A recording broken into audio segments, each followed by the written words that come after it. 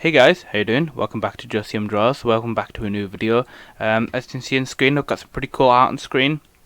I've designed my own One Piece character, my own original One Piece character. I've wanted to do this for a really long time, and I never really could think of anything that was like really cool or interesting before. But I really took my time to actually come up with this character, and I've made a really cool concept art, kind of like page here. You know, I've got close up of its face. You know, I've got a side view, I've got like a full body view as well. So what I wanted to do in this video is just to take you through this character's design, take you through his inspiration, and I've even wrote a little bit of lore for the character as well, trying to keep in touch with like One Piece continuity and stuff like that. So why don't we just jump right into it? Okay, so just jumping straight into the character design itself. I really love the way that this came out. Like I said, I made my own One Piece character. I'm pretty happy with it turned out. I think he looks pretty cool looking actually. I wanted to make an older One Piece character, because I know a lot of the main cast in One Piece are quite young. You know, Luffy, Eustace Kid, you know, Trafalgar Law. They're all kind of relatively young pirates, and I wanted to make a pirate that, you know, there's been through some stuff. You know, he's seen a lot of different things. You know, maybe he was born around the same time. Quite a while ago. You know, maybe he even witnessed Goldie Roger's execution. You know, stuff like that. I wanted to touch upon. But I really like this page that I've done. I think it's like one of these like concept art pages. You know, when you see, maybe you look up concept art of One Piece or something, and you get these kind of really nice pages where they're not exactly really finished, or some of them are. And you can see like headshots, and you get to see like side views and profile views, and you get to see like maybe one bit that's in color, and maybe you get to see like a full body shot, and then you get to see like a really cool close up here. And I tried to emulate that, and I think it looks really cool. I really like his design, Barty's design. That's his name, Barty Rowland, and I'll get to that in a little bit. This is kind of like my first sketch. It's got color on it because I added color on it, this just used to be like black and white, and I've spent a lot of time filling and finessing with a couple of sketches. I'm not showing them here because they're not really that important, as I didn't really spend that much time on them. There was only like 2 or 3 of them that I did, and they weren't really that great. They didn't look like a One Piece character, or they didn't feel like a One Piece character to me, and I ended up changing some stuff like the hair and the eyes and the ears and the jaw section. I used a lot of references from a lot of different characters, a lot of older characters like Goldie Roger, Monkey D. Garp, stuff like that, to try and get some stuff. And you can probably tell some of the influences, like his mustache here is very Goldie Roger-esque. But I like little details on him, like he doesn't actually have like any big like eyebrows or anything. He's just kind of got this big brow. He's got these kind of like relatively round eyes. He's got this like a long nose, and his big nostrils, and he's got these big like ears on the side. I really like his big shaggy hair that's at the back. It's very unkempt. It's very freeing. It's very curly, and he's got this kind of, like I said, Goldie Roger kind of like mustache connecting to this kind of big kind of beard at the bottom here with a little tie. He's got like a little extra bit of hair there, so he's kind of like a mix between like a very traditional pirate and kind of more like a Viking almost. I think that looks really cool. I did some other stuff to him as well. I did this kind of like expression here, like he's really irritated or angry. You know, you can see like these veins that are like popping on him there. He's kind of gritting his teeth there, and his mustache is kind of like flared up a bit. I think that's pretty cool. I did a side view here where you can see like what his hair looks like from the side, and his beard, and then obviously his mustache and his nose and stuff like that. I think that's really cool, and a different expression, like maybe shocked or kind of like, oh, stuff like that. I also got like this really close up facial view here of good old Barty here. I think it's pretty cool. Again, I used more references to get this. I think I used a reference of Monkey D. Garp to get this kind of like really cool shouting, screaming kind of like view here. I think it's really cool. And there are details on him that I really like. My favourite ones are obviously his beard and his mustache and his hair. Another one is that he's got this really cool scar that goes from the top of his forehead down to it through his eye and then down onto his cheek. Little details like that kind of tell you a little bit of a story about him, and tells you that he's been in quite a lot of fights maybe, and he's got like this really bad wound that's healed into a big scar. stuff like that. And then it's just got this full body kind of like full body illustration here. Really, really loose, really, really sketchy. I like the way this whole page looks like. I took that first sketch I did here, this one that was in colour, and then I plopped it onto this really rough body that I did. Again, used another reference from another One Piece character that was just kind of like stood there in this kind of neutral pose, and I added some extra details onto him. I didn't want to give him too many flashy, any flashy colours, clothes. Sorry. I think that giving him like this, I can just imagine like this plain white shirt that he's wearing, kind of almost like what Shanks wears. He's got just a standard belt with these tight kind of like fitting pants, and then he's got these boots that are put on there. He's also like holding like this scabbard, and he's holding like a cutlass, or like one of those standard marine swords that you see in One Piece that a lot of like the lower tier or low ranking marines actually have. Which also plays into his story, which I'll get into in a little bit, because I've actually written some lore for this character.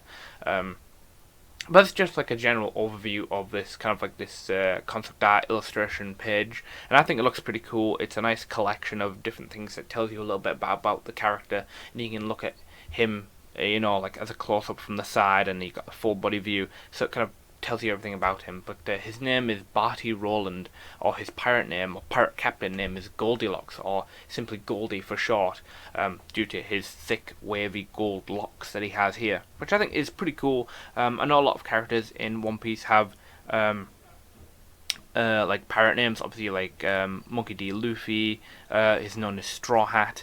Other characters have other specific names that they go by. Like obviously Roger had Gold D. Roger, stuff like that, or Silver's really, stuff like that. So I really, really like that, and I want to incorporate that into that, and so I give him the name Goldilocks. Usually it's something to do with their appearance or their abilities or anything like that, that gives him their unique nickname. So I want to give him the nickname of Goldilocks. As for the name of the character, Barty Rowland, or Bartholomew Rowland, I wanted to have a very piratey sounding, but also One Piece-ish sounding name. I know that might sound a bit weird, but I wanted to try and see if I can make something that rolled off the tongue, something that was naturally or natural to say, and what I ended up doing is, first I looked at a list of a lot of One Piece character names, see if I could pull anything from there, and then when I couldn't really find anything that I was really happy with, I ended up actually looking at traditional or real pirate names, to see if I could pull anything from there, because I know a lot of characters in One Piece are inspired by real world pirates, and a lot of their names are taken from real life pirates, like obviously like Blackbeard, and sometimes Oda mixes names to create new pirate names, like Whitebeard and stuff like that. So I wanted to do that, and while I was looking through that, I ended up searching up popular names that were part of the 15th to the 17th century, when piracy was like at its highest, I believe. Don't quote me on that. But I found a lot of these really cool names, like Barty, Bartholomew, a lot of these names that I was just trying to like writing down and combining for about like a good hour, and I ended up coming up with Bartholomew or Barty as like it being shortened down to Rowland. I don't know, it just really flows off the tongue. It feels nice to say. It feels like it would fit the character. He looks like a Barty. He would maybe want to shorten his name to make himself a little bit more freer. This is Barty Rowland, also known as Goldilocks. So I just wanted to touch on that because I think names for characters are really important. I did do the design, like do this page before I actually found like a name for the character, but I think it rolls off the tongue pretty well. I actually did write quite a lot of or like a mini story or like a brief overview of the character's kind of like life essentially, and to a certain point. So like I said, he's called Barty Bartholomew Goldilocks Rowland, or aka Captain Goldilocks, or Goldie for short. But I'll just take you through the lore of the character in a minute. Okay, let's get into the origins of Barty Bartholomew Goldilocks Rowland, aka Captain Goldilocks, or Goldie for short. So to start things off with, he was born in the East Blue, specifically in Logtown, to two low-ranking Marines. under the command of Vice Admiral Monkey D. Garp. Growing up, he spent most of the time separated from his parents, as they had a few years to spend with him, and then they were shipped off to Marine headquarters. But he wouldn't be completely cut off from them. He would hear stories about them from other Marines that were friends with them, as well as like constant letters that they would send from the headquarters to him to tell them all about their adventures and who they'd met and how many pirates they'd caught and what they got to do as Marines. So he was still connected to them in some way. He would admire other Marines stationed in Logtown, as well as witnessing many pirates come and go out of the town.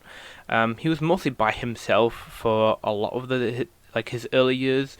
He did have a few people that he got to stay with. Maybe it was like the leader of Logtown, or maybe he got to actually stay with the guy who ran Ippomatsu, which is what I'm going to talk to about in a minute. He would also frequent the arm shop Ippomatsu, as he would live there with the guy who ran the shop.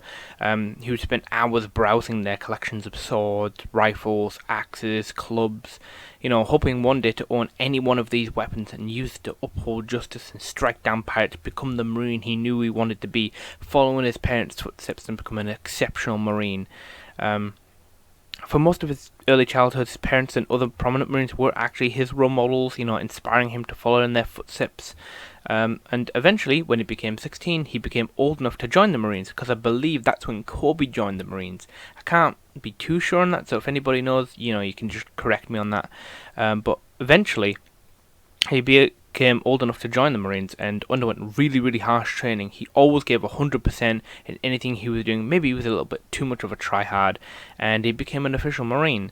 He was grilled in the absolute justice mantra, the one that Admiral Sakazuki always talks about, the absolute justice, the end justifies the means, do anything to fulfill your mission, your role, your goal, do anything, and he literally would do anything he was told by anyone that was even remotely superior to him. He wanted to leave a good impression. He wanted to, rise up the ranks as quickly as possible to get to where his parents were, And in this kind of time period, he carried out some awful, truly awful, horrific actions as a functioning Marine.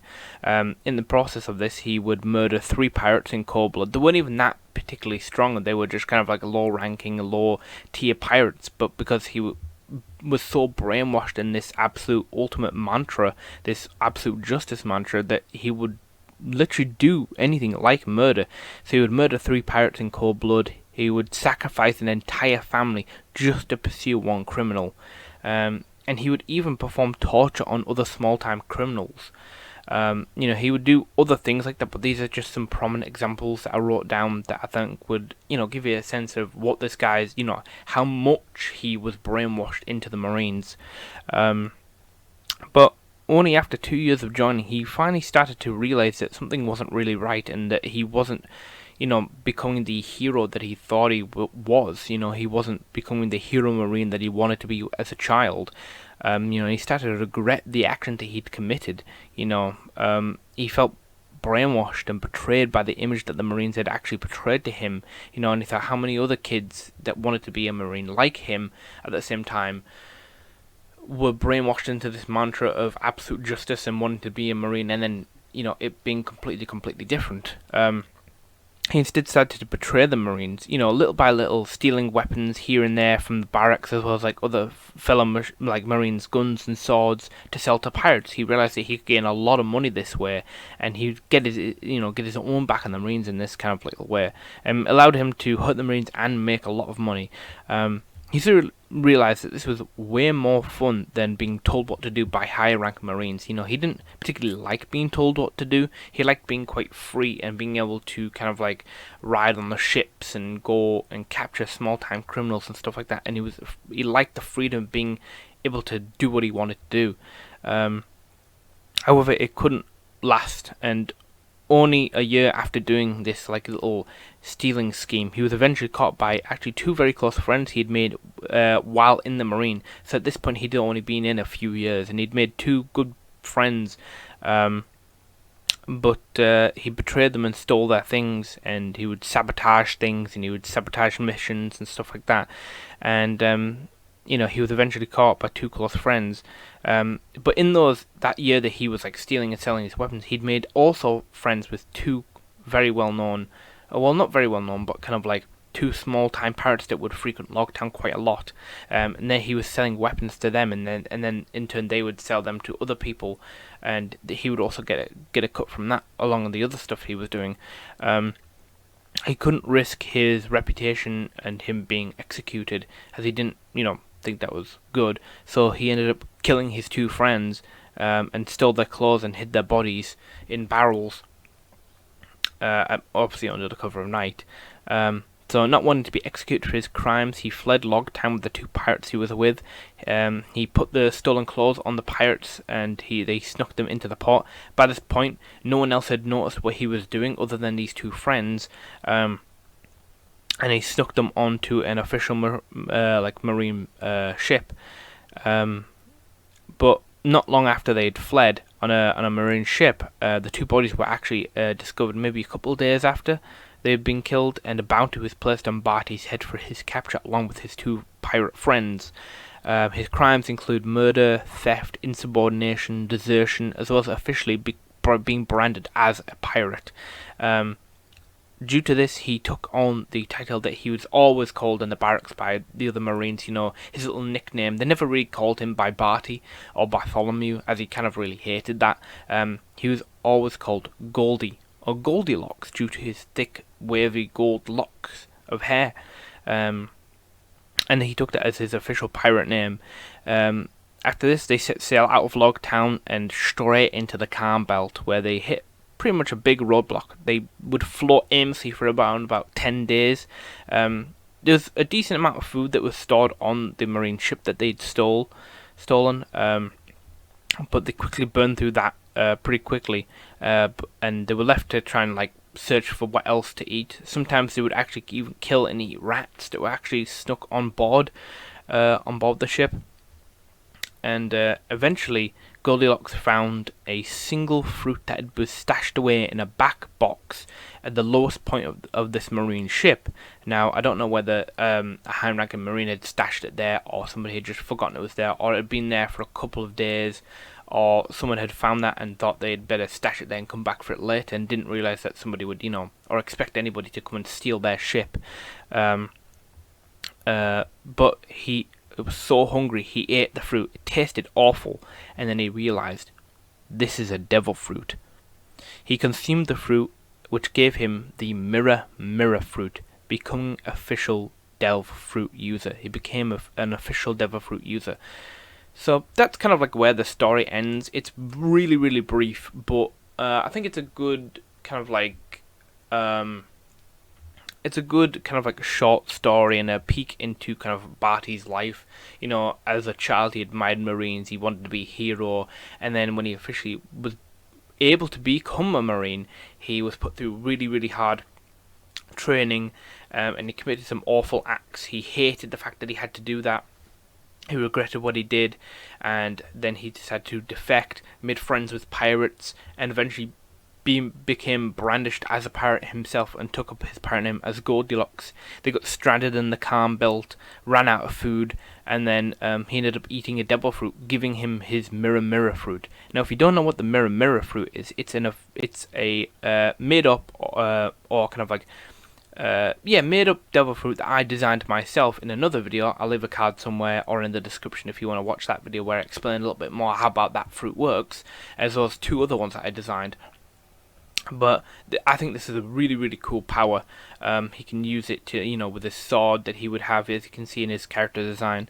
But I think that's a pretty cool, nice short story. It's almost like a little bit of a D&D kind of introductory kind of story for the character, and then I would if this was some sort of One Piece D&D session, this would be my character, Barty. But I think he's pretty cool. What do you guys think of him? I think I did a pretty cool job of designing an official or my own One Piece character that I'm pretty happy with. Like I said earlier, it's a little bit sketchy, but I kind of like that. It's reminiscent of those early One Piece character sheets that I really, really like looking at. I'm always really, really interested in concept art from shows, and I want to try and imitate them to get better, and I feel like this is one step closer to that. So if you did enjoy this video, if you did like it, like the character, whatever, don't forget to like, comment, subscribe, all that good stuff, and I'll see you guys in the next one, whatever it may be. Alright, bye! Hey there, thanks for watching. If you like what you see, don't forget to like, comment, subscribe, and share my work around. I'll see you next time.